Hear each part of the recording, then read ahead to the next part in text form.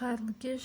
Жаңа енді жаңа өзен деп көзіміздің неміздің бәрі, назарымыздың бәрі сояқта әйтеуір қатты ренжіп көңіліміз босап отса, енді мына жақта жаңалықтар оқу жөнінде 31 мамырға дейін созыпты. Қанша ата-аналар одағымен 25 мамыр сол баяғы қалдырамыз деп қанша петиция жазып қол қойғанмен пайдамыз күлім көкке ұшты. Сол 31 мамырға дейін созып тастапты. Сол бір аптаның арысы берісі деп адамды жынды қылғаннан басқа.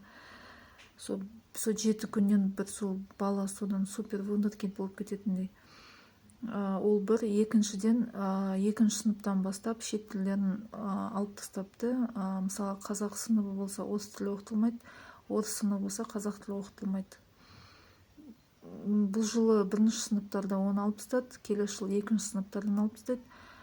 Қазақ сыныптарына жарайды, қуанышты, орыс тілін оқымай-ақ та қояйық деген сияқты да.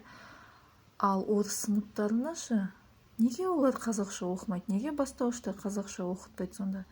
Қандай саясат, қандай жаймен қалай істеп жатыр жылдан жылға? Бастауышта мүлдем қазақ тілін алып тастамақшы сонда. Мен айтатын, орыс мектептерін жабу керек болды.